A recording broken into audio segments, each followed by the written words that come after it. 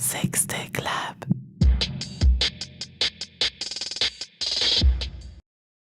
Et je vais en faire 30 minutes dynamiques pour vous réveiller, parce que vous en avez besoin, pour vous donner plein d'idées ultra pratiques.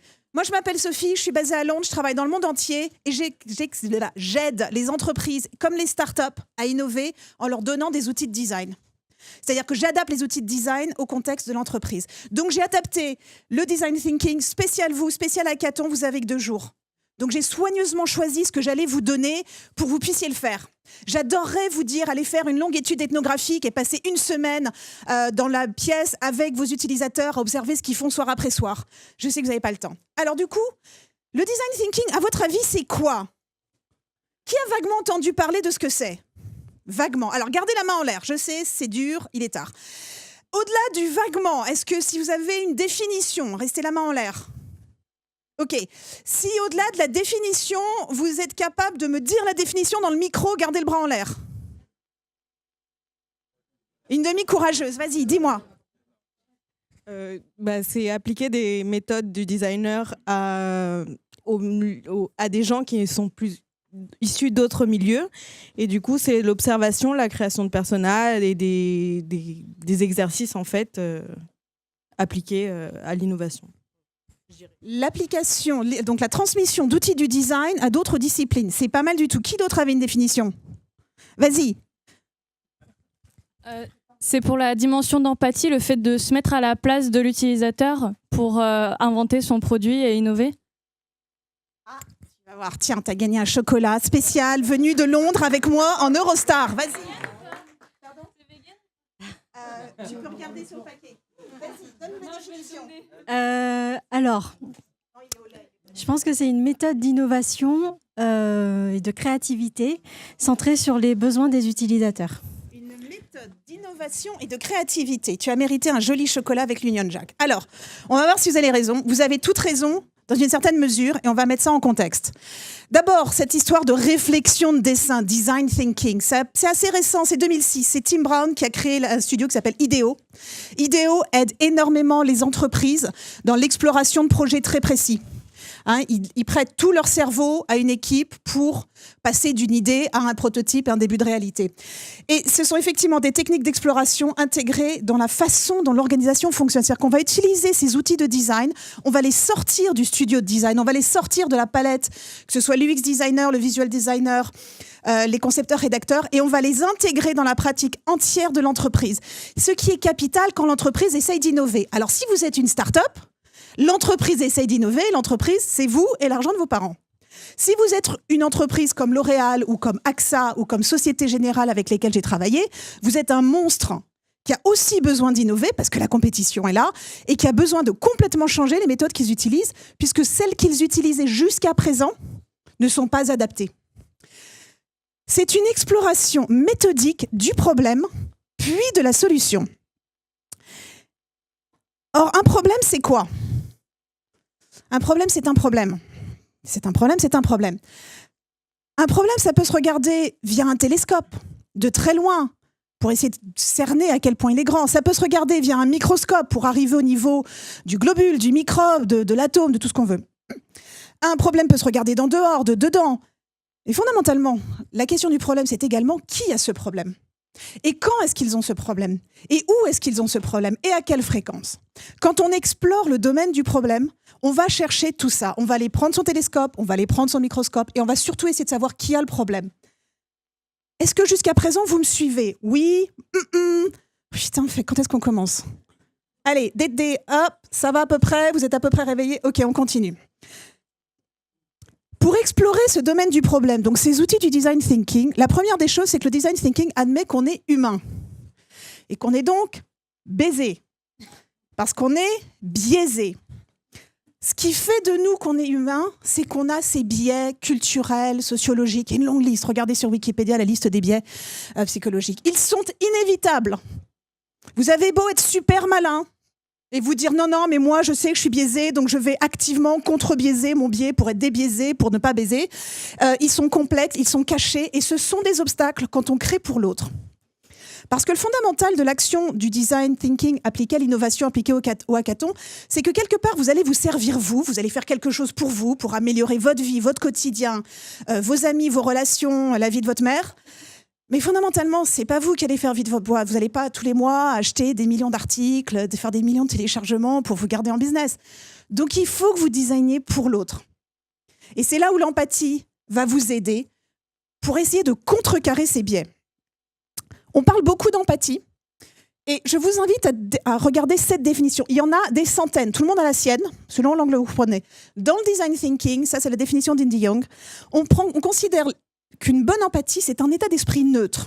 Donc on va essayer de se descendre dans un état d'esprit neutre, au plus libéré de ces biais, dans lequel on observe et on enregistre nos observations. Et on ne fait que ça. On ne fait que observer. Quel est le piège, à votre avis, qui immédiatement se pose? Qu'est-ce qu'on fait quand on observe? On critique, on interprète, on... Vas-y. T'as le droit à un chocolat, oui. On réclame son dû, absolument. Tiens, t'as droit à ton chocolat aussi. Non mais c'est bien, pour vous faire répondre, il faut donner des chocolats. Quoi d'autre? Qu'est-ce qu'on fait quand on apprend des choses? On est passif. Bon, on est quand même en train d'observer et d'enregistrer. Mais bon, t'as quand même droit à un chocolat.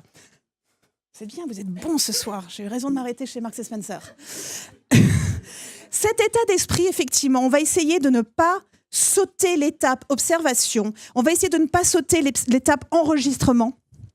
Parce qu'il va falloir qu'on ressorte de notre état d'esprit neutre pour appliquer l'analyse, la comparaison, etc. Okay ? Je veux que vous vous rendiez compte que vous avez été conditionné depuis le plus jeune âge par le système éducatif à ne parler que si vous avez raison. Je vous rappelle qu'à l'école, vous êtes prêt de lever la main quand vous savez exactement ce que c'est que la bonne réponse, sinon vous vous faites traiter d'imbécile.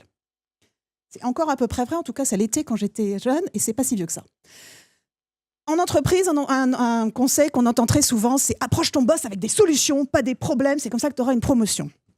Là, je vous invite à penser complètement de l'autre côté et à rester dans le problème. En tant qu'entrepreneur, c'est capital, parce que si vous ne comprenez pas le problème, vous n'allez pas trouver de solution qui y réponde réellement. Or, c'est non seulement dans la qualité de la solution, mais dans la qualité de son exécution que va résider votre succès. Donc, pour gagner des millions d'euros à la fin, être une star mondiale, avoir un produit qui rend des gens heureux, avoir un produit qui améliore la vie sexuelle de tas de gens, il faut que vous ayez compris le problème. Donc, explorez le problème. Et je vous invite à l'explorer véritablement sous tous les angles. Faites comme ce magnifique oiseau, et si vous comprenez la photo, il est en train de regarder ce qui se passe sous l'eau. Normalement, un oiseau, ça vole. C'est dans les airs. Si c'est un pingouin, c'est sur la terre. Celui-là, c'est un oiseau aquatique. Il est en train de regarder sous l'eau pour trouver sa proie. Gardez cette image surprenante et décalante en tête pour aller voir en dessous de la surface de l'eau. Ce qui paraît opaque, en fait, est transparent. Et que se passe-t-il quand on regarde? Et puis, regardez également de très, très, très, très haut. Regardez d'une altitude de Station spatiale internationale. Parce que parfois, on a besoin de savoir où est-ce qu'il y a de la mer et où est-ce qu'il y a de la terre. Si vous voulez faire atterrir votre capsule, vous voulez juste savoir vaguement est-ce qu'elle doit flotter ou est-ce qu'elle doit rebondir sur le sol. Si vous avez vu le film, comment s'appelait ce film ? Ouais, voilà, où ils devaient calculer où la capsule allait tomber. C'est hyper compliqué, il fallait de la craie. La craie était la solution à tous leurs problèmes. Puis beaucoup de tableaux noirs. Donc montez dans votre station spatiale internationale, qui, je vous rappelle, est un laboratoire géant. C'est un énorme laboratoire, l'ISS. Donc montez là-haut, faites vos expériences, comprenez ce qui se passe, descendez sous l'eau et explorez ce domaine du problème. Or, l'exploration, là pour l'instant, c'est très théorique, je n'ai pas le temps de vous en dire plus. Je vais vous donner un outil pour capturer vos savoirs sur le problème. C'est ce qu'on appelle une molécule map, donc de molécules, atomes. C'est un studio qui s'appelle Pivotal qui la développe. Pivotal a développé un outil qui s'appelle Tracker. Il l'a développé brillamment avec des méthodes, notamment XP et Balance Team. Et du coup, d'autres entreprises sont venues sonner à leur porte en disant « Mais vous arrivez à livrer vachement vite, un truc vachement bien, comment faites-vous ? Et est-ce que vous pouvez nous apprendre ?» Et du coup, ils ont partagé leurs méthodes. Et moi, je les aide en enseignant leurs méthodes pour eux. La molécule map, elle est très simple. Piège. Ne soyez pas dupes. Elle est très simple et c'est très compliqué. À un problème, correspond à un utilisateur ou groupe d'utilisateurs et une solution. Rappelez-vous que vous êtes biaisé et que vous allez vouloir vous jeter là-dedans le plus vite possible.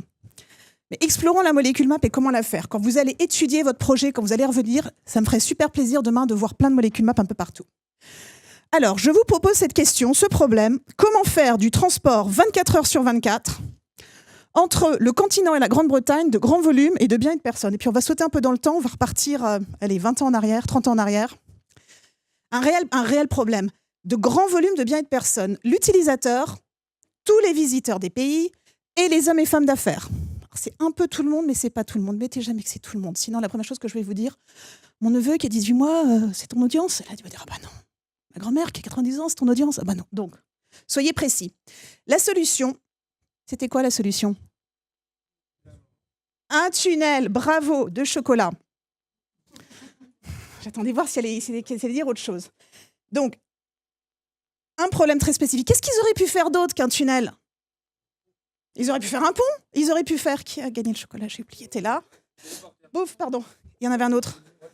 Voilà, tiens. Hein, ils auraient pu faire des téléporteurs. Ils auraient pu faire un téléphérique. Ouais, mais pour les personnes, c'est pas terrible encore. Moi, j'ai essayé, personnellement. Ça ne m'amène pas. Voilà. Ils ont choisi un tunnel. Revenons au sérieux de la molécule map, à ce problème précis du transport. Pour ces personnes précises, l'équipe a décidé de garder cette solution, parmi toutes les autres solutions. Les raisons pour lesquelles ils sont venus à cette solution sont complexes. Il y avait des questions de coût, de délai, de faisabilité, mais fondamentalement, ils en ont gardé une. Quand vous allez être dans votre projet, pour votre problème et votre solution, vous allez avoir envie de plein de trucs. Mais au final, quand vous allez avoir besoin d'avancer un peu, restez sur un seul truc. Et une fois que vous avez trouvé votre premier modèle de audience, problème, solution, vous dites, voilà, on avance vers ça, vous pouvez faire avancer. Et par exemple, c'est devenu ça. On veut un transport rapide, fiable et standardisé dans ce tunnel. Qui le veut? Les gestionnaires et investisseurs. Pas le public. Okay, et donc, la solution pour eux, c'était le train dans le tunnel. Le public aurait adoré continuer dans sa voiture normalement, hein, et descendre à Calais, et vroom, vroom, vroom, et je garde ma voiture, et je n'ai pas besoin de monter dans un train, et je n'ai pas besoin de faire autre chose, et je ressors de l'autre côté, je me suis arrêtée au milieu pour regarder les poissons et faire pipi. Enfin, un tunnel, quoi. Truc normal. Oui, mais c'était ni rapide, ni fiable, ni sécurisé, ni standardisé. Donc, pour les investisseurs, quand ils ont cherché quelque chose qui n'était pas forcément le plus plaisant pour les utilisateurs, il fallait toujours les faire sortir de leur voiture, monter la voiture dans le train, voire les faire quitter leur voiture et prendre juste un train. Ils ont gardé le train dans le tunnel. Est-ce que vous comprenez à peu près le niveau de granularité de la molécule map?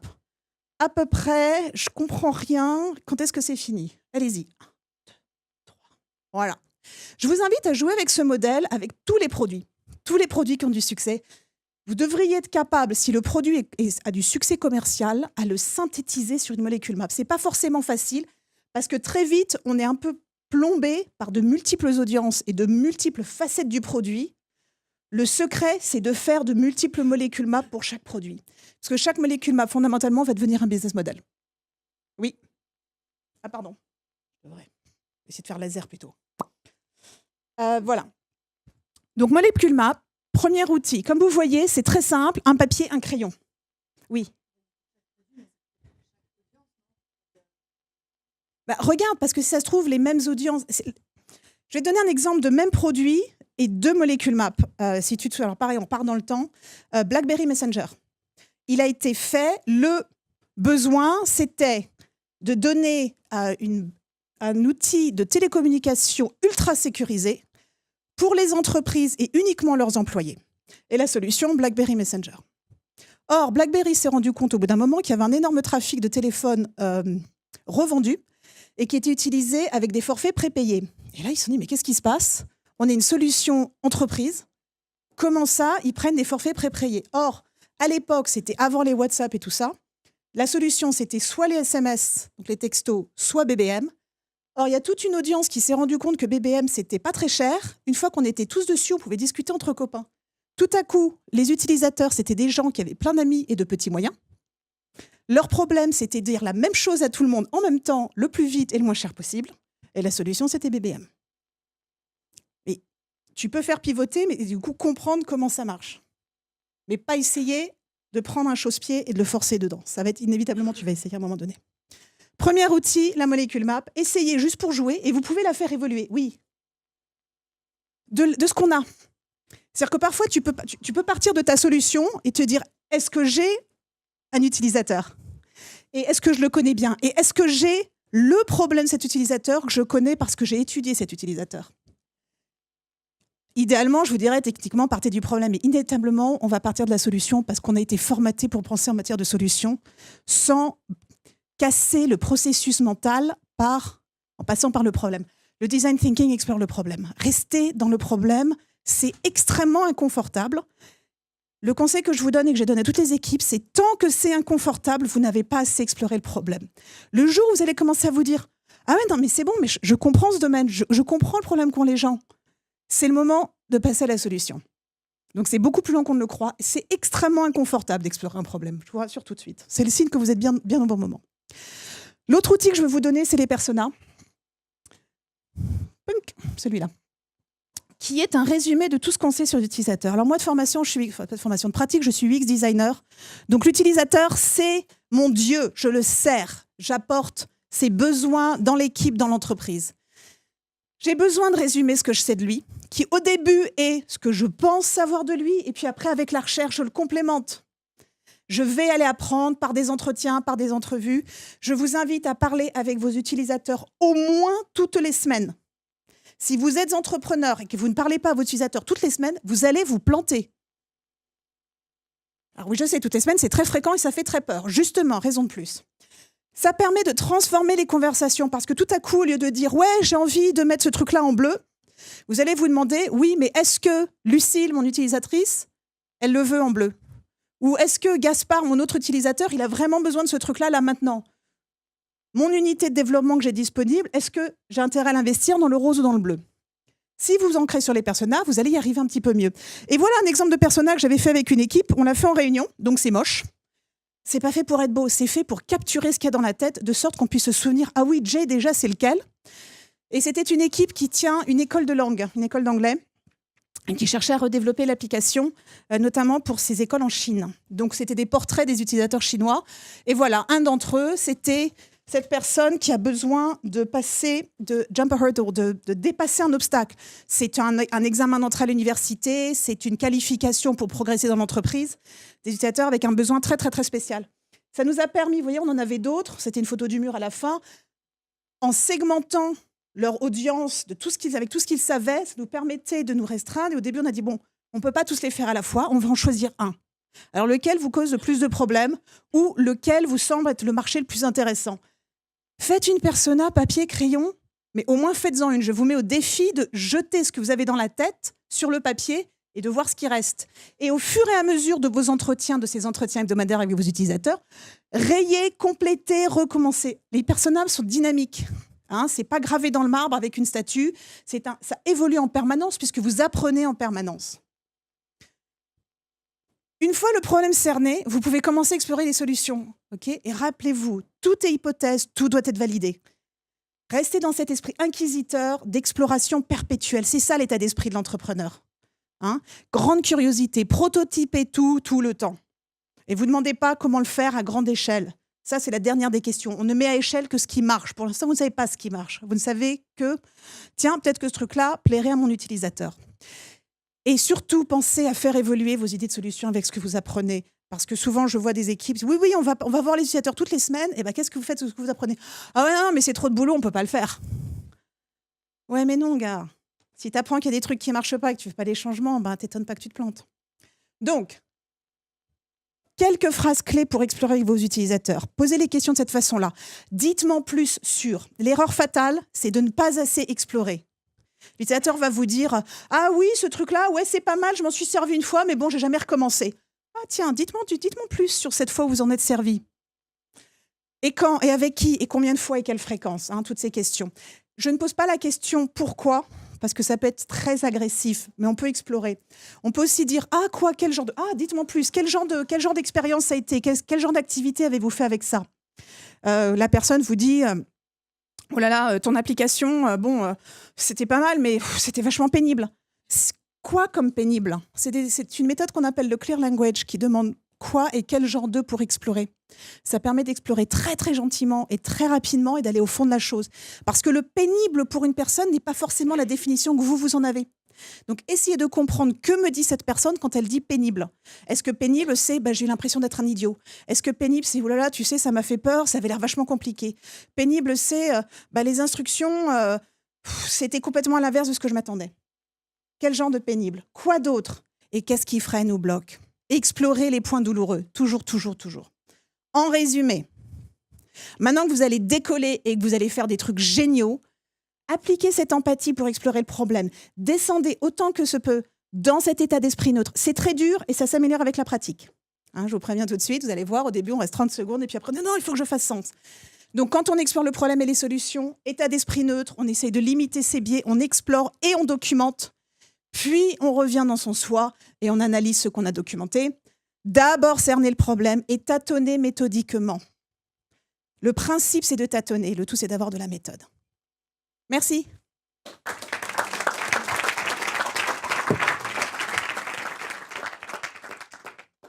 Est-ce que vous avez des questions? 3 minutes, 3 questions. Et après, je vous laisse partir. Pour un chocolat.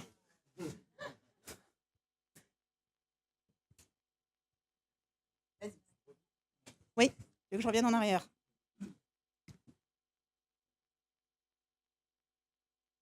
Là. Laquelle? La molécule MAP. Hop, celle-là. Voilà, oui. C'est au bout d'un moment d'arriver à boucler. C'est-à-dire qu'on va commencer, on va progressivement. C'est OK au début de se dire, j'ai le problème d'utilisateur, j'ai pas la solution. Au final, quand le projet est sur le marché, normalement, tu dois être capable de la montrer. Quand tu vas pitcher à tes investisseurs, tu vas leur dire, voilà, nous, on sert ce public avec ce problème, et ça, c'est notre solution. Et on sait que ça marche parce qu'on a appris en interrogeant au fur et à mesure. C'est complet, tout est itératif, absolument. Toujours, toujours, toujours, toujours. On n'a jamais fini d'itérer. On a fini d'itérer quand le produit est mis à la poubelle. C'est-à-dire que dans le cycle de vie du produit, il y a un moment où on va l'enlever parce qu'il a servi, il a fait son job, et puis maintenant, il nous coûte plus d'efforts qu'il nous rapporte de revenus. Quand on le retire, là, on arrête de l'itérer. Oui. Tiens, hop, encore un. Oh là là, vas-y. T'as pas eu... Mais si, tu l'as eu. Ah, en plus, t'as pas honte. Vas-y.